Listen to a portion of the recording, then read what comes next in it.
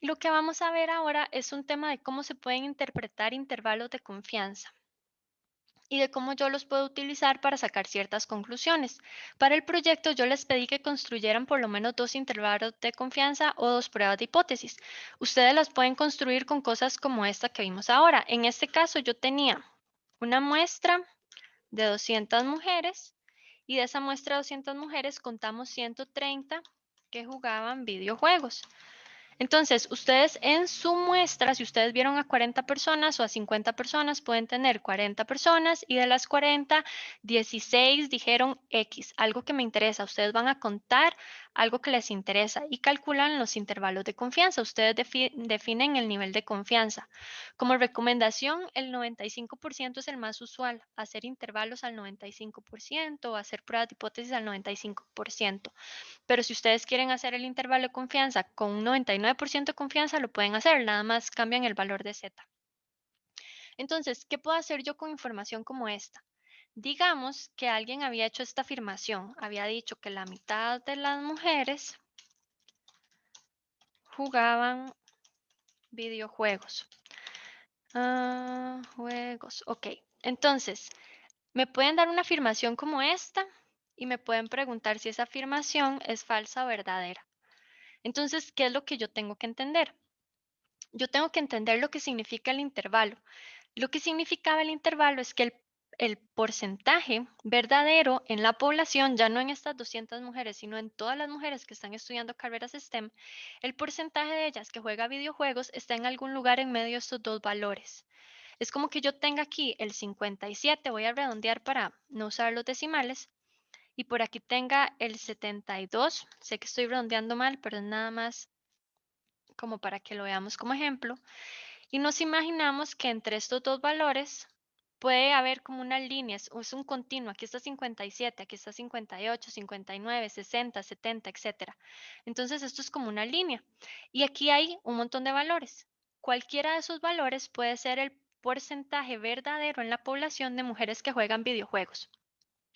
Si a mí me dicen que la mitad de las mujeres juegan videojuegos, 50 no está aquí metido en esta línea. Si aquí está 57 y los datos están ordenados de menor a mayor, pues porque es una recta numérica común y corriente, el 50 está como por aquí.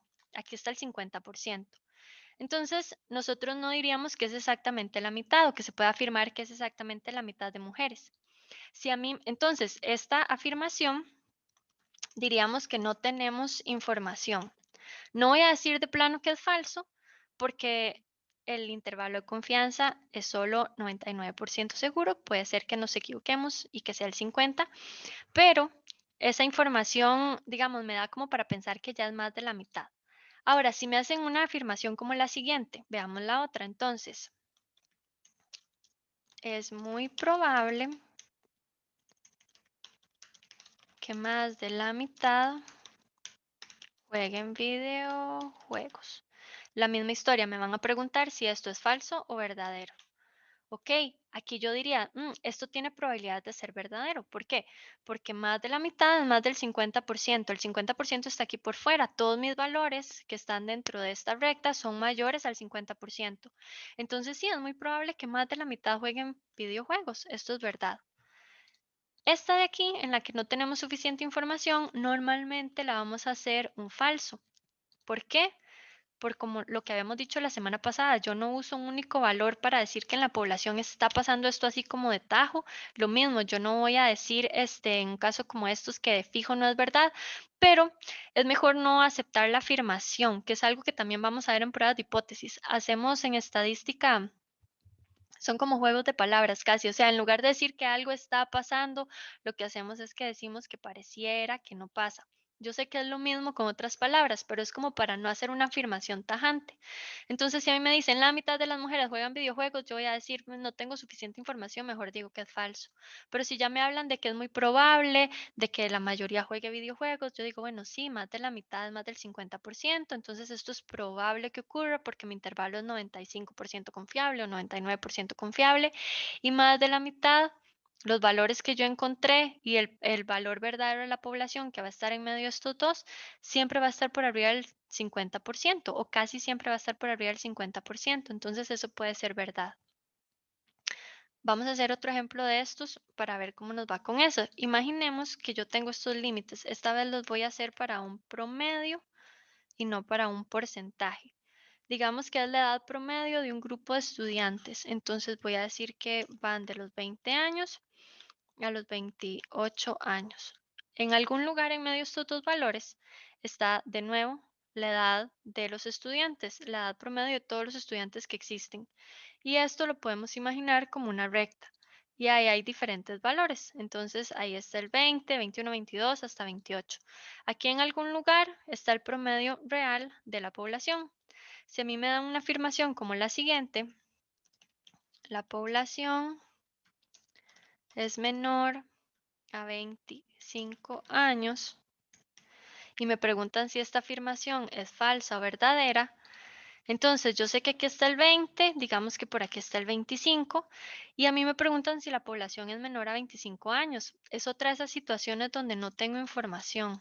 Y en este caso no tengo información no porque el porcentaje o el valor esté por fuera, sino porque el valor verdadero de la población, la edad promedio real de la población, podría ser menor a 25 años, podría ser 20 o 21 o 22, pero puede ser mayor, puede ser 27 o 28.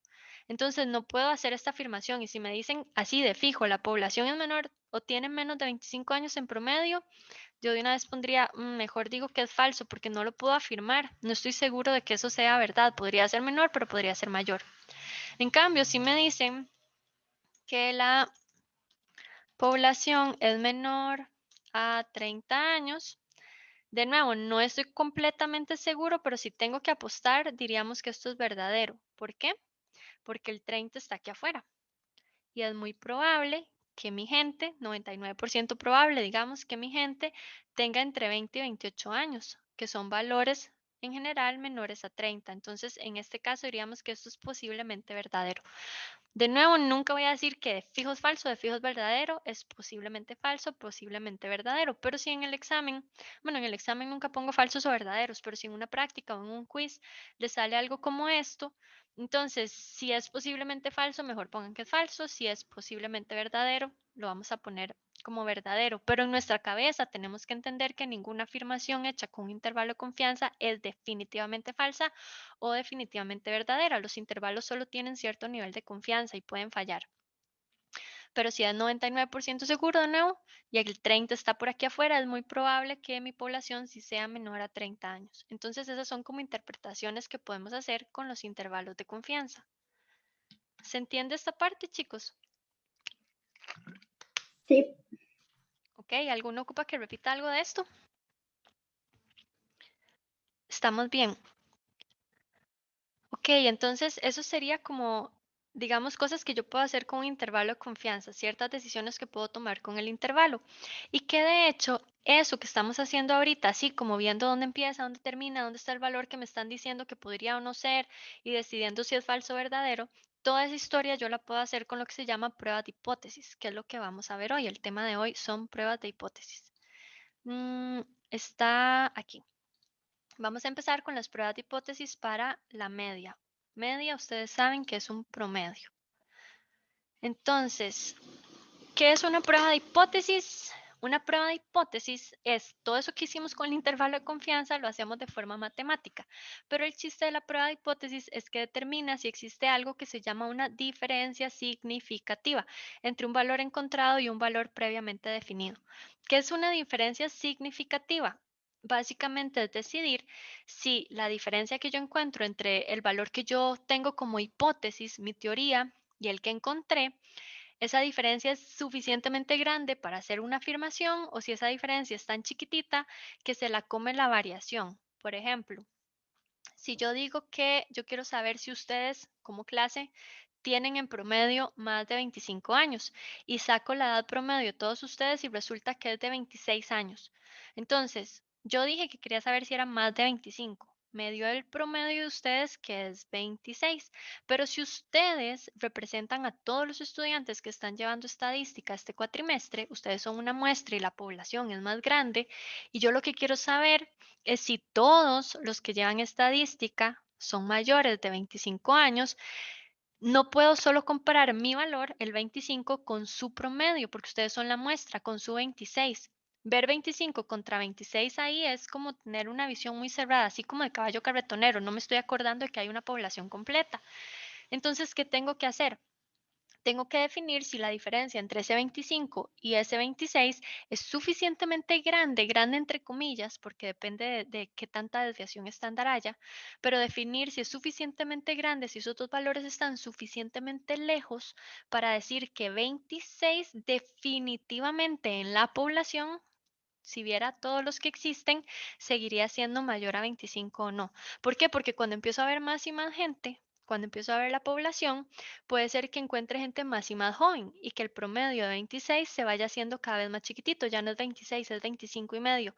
Ya no es 25 y medio, es 25,4 y voy viendo más y más gente hasta que resulta que el promedio de toda la población era 25 exacto, y entonces la población no era mayor a 25, tenía exactamente 25 años, era igual. Entonces, ¿cómo hago yo para definir qué pasaría si yo veo más y más gente? Es eso, es encontrar si existe una diferencia significativa, es hacer un procedimiento matemático que me deja a mí imaginarme qué pasaría habiendo visto su promedio, conociendo su desviación estándar para las edades, definir si esa diferencia de ustedes, la que ustedes me están mostrando, de verdad se mantendría en la población o no. Eso es determinar si hay diferencia significativa. Y de hecho, hay un montón de estudios, bueno, no sé si han escuchado, estudios médicos incluso y así, que dicen, es que, no sé, cuando una persona toma este medicamento, no hay un cambio significativo, no hay una mejora significativa, no hay, no sé, una cura significativa. La palabra significativa lo que dice ahí es que los resultados que encontré en la muestra no me sirven para definir o para asegurar que en la población se van a mantener al punto de que sean diferentes a la hipótesis, que en un estudio médico sería el placebo.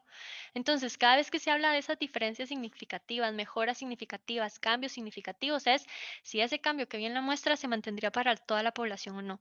Y hay un montón de estudios que se hacen con muestras tan chiquititas que no permiten encontrar diferencias significativas o que me dicen, ay, la gente no sé, que se tomó la medicina placebo, el 20% se curó.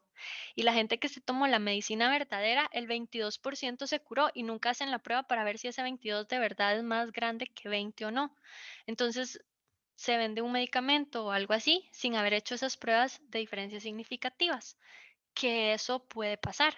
Yo puedo hacer una prueba, puedo demostrar que el 22% de la gente se curó con la medicina y solo el 20% con el placebo, y nada me obliga a mí a hacer las pruebas de diferencia significativa, por lo menos en muchos países no es obligatorio.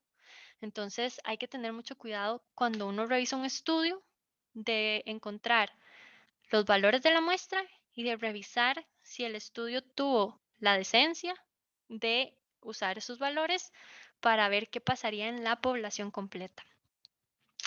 Entonces ahí viene un ejemplo que dice lo siguiente.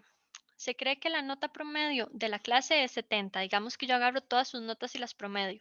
Entonces, la teoría dice, o en este caso la teoría no como de teoría del libro, sino porque una hipótesis es una teoría que uno tiene y quiere probar. Entonces, la teoría es que la clase lleva en promedio de nota 70.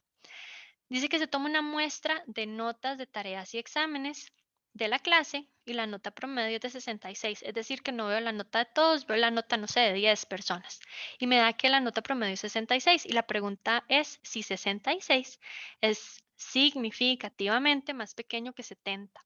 Entonces, la prueba de hipótesis me va a dejar determinar si esa diferencia existe o no. ¿Cómo se hace una prueba de hipótesis? Hay 5 pasos que vamos a seguir como para hacerla en orden. Entonces, yo sé que algunos tal vez no van a tener que escribir los 5 pasos y otros tal vez los van a querer escribir. Cuando yo empecé a hacer pruebas de hipótesis, yo siempre los anotaba. ¿Por qué? Porque es una, o sea, la repetición es una forma fácil de entrenar, de entrenar el cerebro de uno. Ya a estas alturas, tal vez yo no tengo que escribir cada paso, pero como lo hice muchas veces, pues ya los hago como en automático. Mi recomendación es que ustedes también hagan siempre los 5 pasos para estar seguros de que no se saltaron nada dentro de la prueba.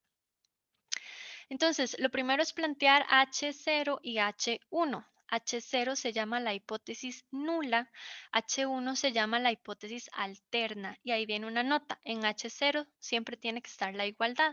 Ahorita vamos a ver qué es ese H0 y qué es H1 para ver matemáticamente qué significa y también para ver en términos del ejercicio que vamos a resolver qué significa. Pero son dos hipótesis. Una, H0, la nula es la igualdad, es yo creo que el promedio es 70 o yo creo que la edad promedio de la gente es 25, esa es la igualdad. Promedio igual 70, promedio igual 25. H1 es la hipótesis alterna. Si no es gallo, es gallina. Entonces, si no se cumple H0, se tiene que cumplir H1. Esa es la idea, tener dos hipótesis y saber que si una se descarta es porque la otra es verdadera. Entonces, siempre voy a saber que una de las dos afirmaciones que tengo, o H0 o H1, al final va a ser la buena y la otra va a ser falsa.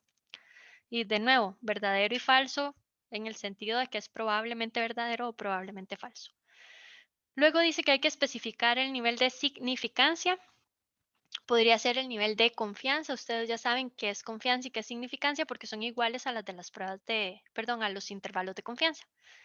Luego, elegir el estadístico de la prueba adecuado es igual que el intervalo de confianza. El estadístico de la prueba es si es con Z o si es con T. Si es con Z es curva normal, si es con T es esa aproximación que le hacemos a la curva normal.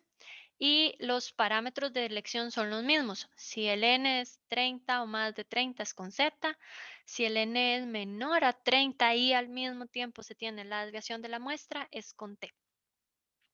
Paso 4, recordar el criterio de aceptación o de rechazo. Dice recordar porque esto sí se lo tienen que aprender de memoria, ahorita lo vamos a ver, pero ese criterio de memoria se lo tienen que saber o lo apuntan en algún lado para el día del examen o para hacer las tareas. Y el paso 5 es decidir si se rechaza o no H0 y tomar una decisión. De nuevo, si rechazo H0 es porque asumimos que H1 es verdadera. Si no rechazo H0, entonces asumo que H0 es verdadera y por lo tanto pues descarto H1. Una de las dos va a ser falsa y una va a ser verdadera.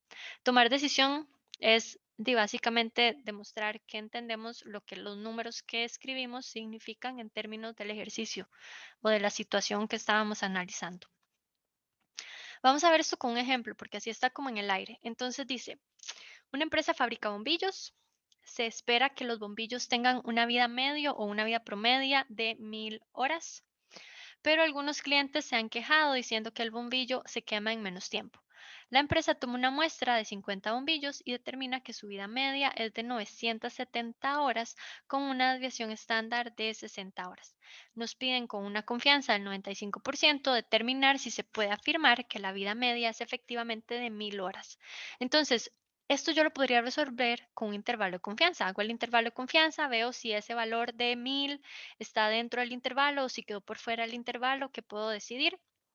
Pero ese es un proceso, digamos que arcaico, cuando lo que puedo hacer es de una vez la prueba de hipótesis. Entonces, vamos viendo las partes importantes. El planteamiento, los 5 pasos. Entonces, lo primero es que tengo 50 bombillos que vivieron en promedio 970 horas con desviación de 60. Entonces, para plantear las pruebas, lo primero que yo tengo que saber es qué es lo que me interesa, que eso normalmente lo voy a encontrar en la pregunta. La pregunta es determinar si la vida media efectivamente es de 1000 horas. Entonces, la prueba de hipótesis que yo puedo plantear es, esta es para el promedio, entonces pongo mu. Mu es el promedio de la población. Un segundo para tomar agua.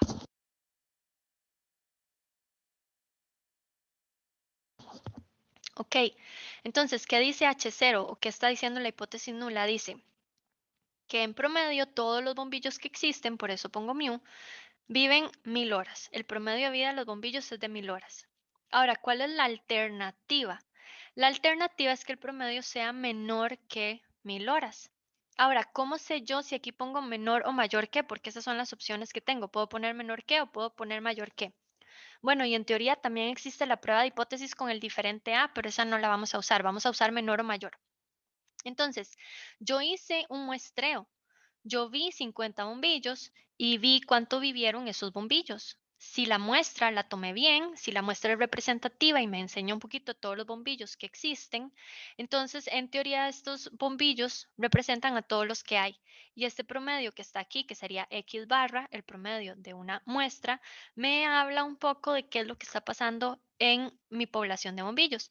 Entonces, como el promedio me dio 970, eso es menor que 1000, ponemos que mu es menor a 1000 horas. Así es como sabemos si aquí pongo menor o mayor que, me lo indica la muestra. Entonces ahí dice que se una no se usa. Este es un typo, un dedazo, cambiémoslo. Se usa, ajá, menor que. Ah, bueno, ahora lo guardamos al final. Se usa menor que porque de la muestra se ve que la media es menor a 1000. Entonces ahí está la explicación. Y ya tengo las dos hipótesis. Entonces, ¿qué es lo que yo voy a hacer? Voy a hacer la prueba completa para ver si al final digo, en realidad si viven 1000 horas, o sea, 970 con esa desviación está tan cerca de ser 1000 que es como si lo fuera ya cuando veo toda la población. O me quedo con la hipótesis alterna, que digo, no, la verdad es que 970 no está suficientemente cerca de 1000, es muy pequeño, en realidad los bombillos están viviendo menos de 1000 horas. Entonces ya tengo el primer paso, las hipótesis planteadas. Y lo que vamos a hacer de aquí en adelante es decidir cuál de las dos es la que acepto y cuál de las dos es la que rechazo. Segundo paso, el nivel de significancia. Ahí me decían que queríamos trabajar con un 95% de confianza. Entonces yo sé que la confianza si es 95%, la significancia es del otro 5%. ¿De qué me sirve esto? Lo voy a usar para encontrar el valor de Z o de T según corresponda. En nuestro caso, aquí vienen las fórmulas de cuándo se usa Z y cuándo se usa T. Vean que es la misma historia que para el intervalo de confianza. Con n mayor a 30, voy con z, con la desviación estándar de la población, esto es sigma conocida, o inclusive con un n menor a 30, si conozco la desviación poblacional, de fijo es con z. Si el n es mayor a 30, no importa si esta cosa la conozco o no, si es mayor a 30, de fijo voy con z. Y voy con T solo si el N es menor a 30 y no tengo la desviación poblacional. Y si no tengo la desviación poblacional, cuando sigma es desconocido, ¿qué hago? Uso S. La fórmula es básicamente la misma. La diferencia es que si voy con Z, voy a llamar a esto Z calculado. O si voy con T, lo voy a llamar T calculado. Por eso tiene una C aquí pequeñita. En nuestro caso, tenemos que usar este de aquí, porque yo tengo un n mayor a 30, aunque la desviación estándar que tengo es la de la muestra. Yo quemé 50 bombillos, vivieron 970 horas con desviación estándar de 50 horas. Esa desviación estándar es de los bombillos que yo quemé. No sé si era 50 horas la desviación estándar, no, 60 horas es la desviación estándar, pero es la desviación de estos bombillos que nosotros quemamos, la desviación de la muestra. Entonces ya sé con qué fórmula vamos a trabajar. Ahora lo que sigue es sustituir en la fórmula. Entonces, el Z calculado es igual a el promedio de la muestra X barra 970 menos el promedio poblacional mu que ya lo puse en las hipótesis. H0 decía que mu es igual o menor a 1000, entonces aquí está el 1000. Eso es importante, en las hipótesis siempre está el mismo valor en H0 y en H1. O mu es igual a 1000 o mu es menor a 1000, pero no puedo poner en una 1000 y en otra 970 o algo así. En las dos el mismo número. Y divido entre la desviación estándar de la muestra, 60 horas, sobre la raíz de n, sobre la raíz de 50. Este valor me da negativo, me da positivo, eso no importa, porque lo vamos a comparar con otro valor y siempre de forma absoluta, en números absolutos. Entonces ya tengo el z calculado, que será el paso 3. El paso 4 es recordar el criterio de aceptación o rechazo. No importa si es con Z o si es con T. Lo que hacemos es comparar el Z calculado o el T calculado, es decir, el que salió de la formulita, con el Z o T de tabla. Tabla entre comillas porque lo que vamos a hacer es buscarlo en Excel. Pero yo les había dicho que de estas de Z y de T existen tablas que uno imprime y busca los valores también. Entonces, cuando hablamos de Z o T de tabla, es lo mismo que Z o T del Excel. Y esto es lo que hay que saberse de memoria, por eso está en rojo. Entonces, si el calculado, no importa si es Z o T, pero si el calculado es mayor que el de tabla, no importa si es Z o T, es decir, si el que calculé es mayor que el que saco con Excel, se rechaza H0 y se acepta H1. Eso es lo que ustedes tienen que saberse de memoria. ¿Qué pasa si el calculado es igual que el de tabla? todavía se rechaza. Entonces pueden ponerle, si tienen ahí la presentación, pueden ponerle ahí una nota. Si Z calculado todavía es igual que el Z de tabla o con el T, si el T calculado todavía es igual que el T de tabla, todavía se rechaza H0 y se acepta H1. Entonces, eso se lo saben de memoria o lo tienen apuntado. Y lo que sigue es, ahora sí, tomar la decisión. Entonces, necesitamos el valor de Z de la tabla y hacer la comparación. Como íbamos a trabajar con un 95% de confianza, la significancia es el otro 5%. Aquí hay un pequeño detalle. Si ven, ya aquí yo no tengo que hacer Z de alfamedios o algo así, sino que el valor de Z es justo el que me interese para uno de estos dos, que sería el mismo, solo que uno es positivo y uno negativo. Pero en Excel yo pondría la distribución normal, estándar, inversa de 95 o de 5. Creo que en este caso la hice con 5. 0,05. Entonces me da menos 1,64. Ya aquí no hay que dividirlo a la mitad y hacer 0,25 o algo así, no. Justo el valor de la significancia lo metemos. Me da 1,645 o 1,65 redondeado. Y ya tengo el calculado que me dio 3,54. Ya tengo el de tabla que me dio 1,64. Y yo me sé de memoria que si el calculado es mayor que el de tabla, se rechaza H0. Entonces, en este caso, efectivamente, el Z calculado es mayor que el Z de tabla, los comparo en valor absoluto, por lo tanto, se rechaza H0. En H0 yo decía que el promedio era igual a 1000, lo tengo que rechazar, me quedo con H1. Entonces, ¿qué significa quedarme con H1? En H1 yo tenía que el promedio es menor a 1000, esto era H1. Si yo rechazo H0 y me quedo con H1, estoy diciendo que el promedio, y es el promedio de vida de los bombillos, no es de 1000 horas, es menor a 1000 horas, que es lo que tenemos aquí, pero ya escrito en texto.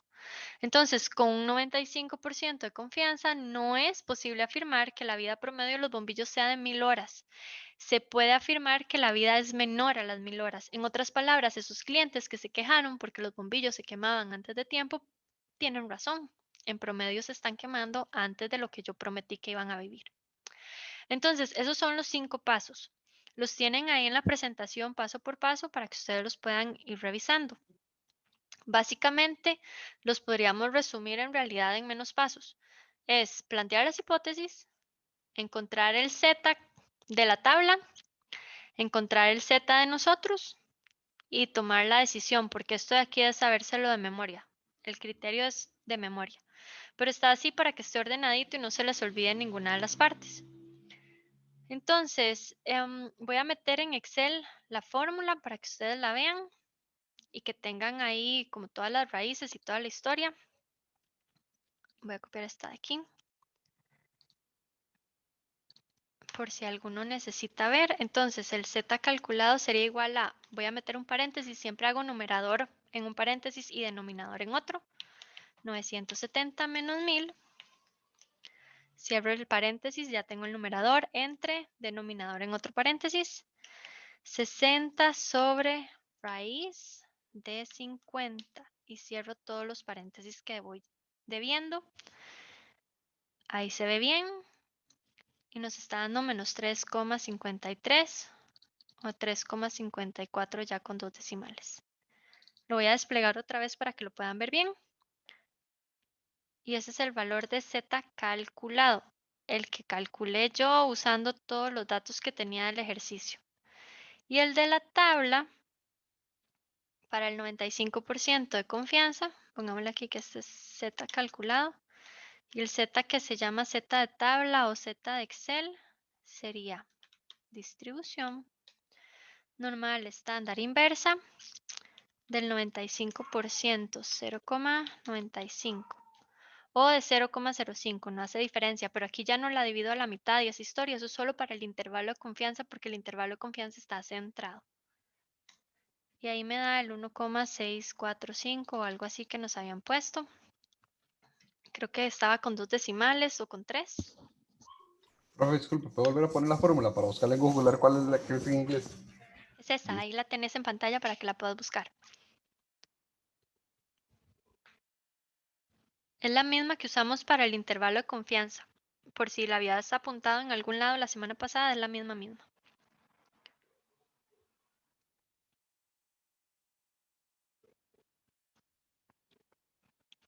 Sí, ya estoy usando la otra. Ya la encontré. Ok. Entonces ahí está. Y de nuevo, de memoria y comparándolos en valor absoluto, me olvido de que hay negativos. Si el calculado es mayor que el de tabla, se rechaza H0. Entonces, ¿qué es importante de la prueba de hipótesis? Son los detalles. Haber planteado las dos hipótesis bien. Entonces, tener claro cuál es la teoría que yo tengo o encontrar dentro del ejercicio cuál es la teoría que me están dando.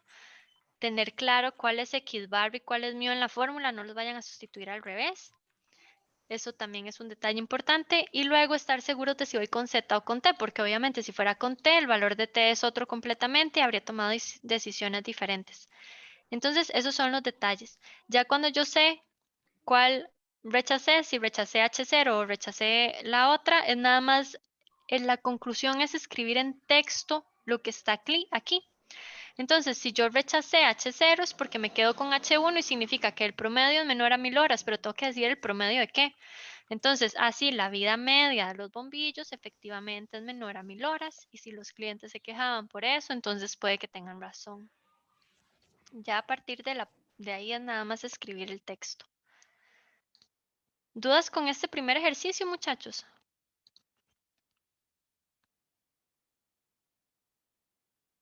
Voy a resolver este otro para que tengamos entonces otro ejemplo. Dice que se tiene que el peso de un frasco de mermelada debe ser de 250 gramos. Se toma una muestra de 8 frascos y se obtiene que la media es de 252 gramos con desviación de 3.3 gramos. Nos piden determinar si el peso medio de los frascos se mantiene en los 250 gramos a un 5% de significancia. En este caso me dijeron la significancia, que es 5%, pero ustedes saben que la confianza es la otra parte para llegar a 100, entonces el 95. Este es un caso en el que se tiene que trabajar con T, porque el tamaño de muestra es muy pequeño, son solo 8 frascos y tengo el promedio y la desviación estándar de esos 8 frascos, n menor a 30, desviación estándar de la muestra. Entonces, empezamos por plantear las hipótesis. Me dicen que en teoría deberían pesar 250 gramos. Entonces, yo quiero saber si el peso promedio es de 250 gramos. Aquí lo plantearíamos en H0. El promedio es igual a 250 gramos. Y la hipótesis alterna es que el promedio es mayor a 250 porque el promedio de la muestra me dio mayor. En la muestra el promedio era 252. Entonces así es como yo sé que aquí pongo mayor que. Luego tengo que encontrar el valor, se trabaja con T y tengo que encontrar el valor de T calculado. Si revisan la fórmula, es la misma que acabamos de usar, nada más que dice T por todo lado. Es el promedio de la muestra menos el promedio poblacional entre la desviación estándar de la muestra sobre la raíz de n. Entonces, eso es lo que yo tengo aquí sustituido. El promedio de la muestra, 252, menos el promedio poblacional sobre la desviación estándar, que era 3.3, entre la raíz de 8. Esto me dio 1,72. Lo pueden meter en Excel para revisarlo, nada más que ponen ahí raíz en lugar de este dibujillo, pero todo lo demás es lo mismo. Ahora necesito el valor de T. Entonces, T de tabla o T de Excel con un 5% de confianza y grados de libertad igual a 7. ¿Cómo sé que son 7? Porque es n-1 y el n era 8. Yo vi 8 frascos de mermelada. Entonces, grados de libertad 7. La fórmula en Excel es INV, que es inversa, punto T, abro paréntesis y pongo el 5% como 0,05 y los grados de libertad 7. Entonces voy a pasarme al Excel para sacar ese valor de T. Entonces es inversa, punto T, la probabilidad es el 5%, los grados de libertad son 7. Ahí se ve bien. Y me da 1,8945. Positivo o negativo, ya dijimos, no hace diferencia. Es ese valor que está aquí, 1,895. Entonces, como el valor de T calculado, que es 1,72, me dio menor que el valor de tabla, que es 1,8, no puedo rechazar H0. De memoria yo sé que si el calculado es mayor que el de tabla, se rechaza H0. Pero aquí el calculado no es mayor que el de tabla, no rechazo H0. Si no rechazo H0 es que me quedo con ella y tengo que rechazar la otra.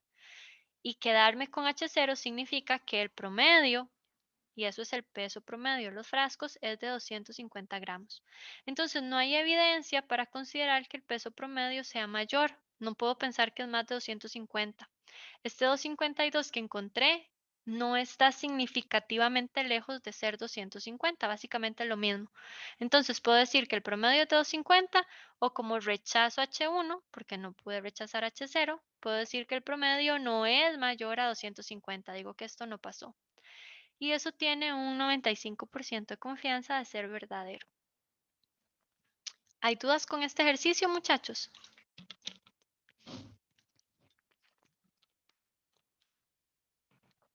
Está claro. Vamos bien. Ok, entonces esta llamada ya se va a cortar. Cortémosla aquí. Voy a dejar de compartir. Nos volvemos a unir para ver los otros ejemplos que nos quedan.